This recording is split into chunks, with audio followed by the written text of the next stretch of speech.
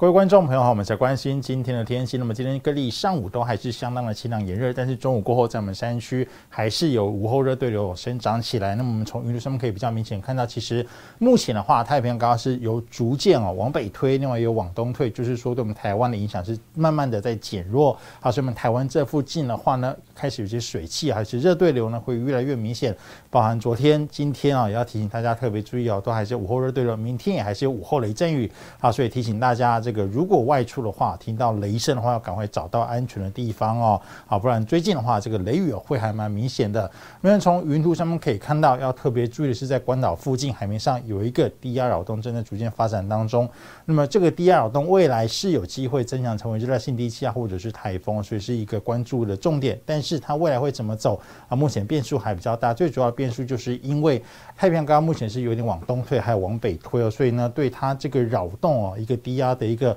驱动的一个能力这个的一个情况并不是太明显，所以这个低压未来发展有可能会在这附近是这个移动的方向跟速度都不是太明显，可能这个变数会比较大一点。那目前从模式可以看到，它的位置可能还是会比较往北边偏一些，所以目前看起来这个低压要直接影响我们台湾的几率可能是比较偏低的，但是因为时间还比较久一点所以还有一些变化的空间，也提醒大家未来几天要持续的来注意。那么台湾这附近的话，预计未来几天还是持续受到这个高压南边的一个偏东风的影响，另外有些水汽上来，所以呢要特别注意，就是天气比较晴朗炎热，但是还是会比较容易有一些午后的雷阵雨。来看一下容易下雨的地区的话，最主要都是比较容易集中在山上这个山区还有临近山区的地方另外就是偏东风的影响，在我们的这个东半部地区迎风面会有一些局部零星的短暂阵雨。我们从未来4天的这个降雨的这个预测图上面可以看到，最主要容易下雨的地方仍然是以山区为主会有一些局部零星的短暂阵雨。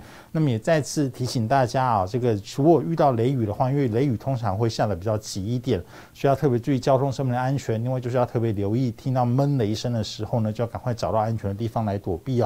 来看一下温度方面的话，北部都还是比较偏炎热，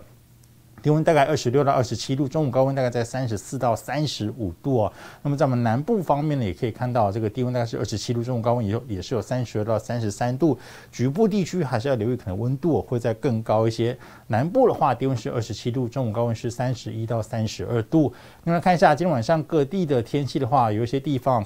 我们可以看到在台中、彰化以南都还是有这个降雨的图示，另外就是在花莲我们东半部地区也都有一些下雨的一个图示，就代表说会有一些局部的这个阵雨那么通常是这个午后的热对流也会延续到这个晚上，因为最近这个太平洋高压算是比较弱一点点，对我们台湾的影响，所以要特别留意午后的热对流。那么明天天气的话，基本上跟今天比较类似各地是多云到晴但是还是会有午后雷阵雨发展起来的这个机会，所以提醒大家前往山区都要特别注意整个天气的变化。所以几个重点提醒大家，第一个就是这个太平洋高压逐渐的北台东退，那么各地的话要特别注意午后雷阵雨通常这个听到雷声的话呢，千万不要进行这个户外的活动赶快找到安全可以遮蔽的地方。另外就是要注意关岛附近的一个扰动低压，未来是有机会发展成为更强的，像是热带性低气压或者是台风，要留意它未来的一个发展。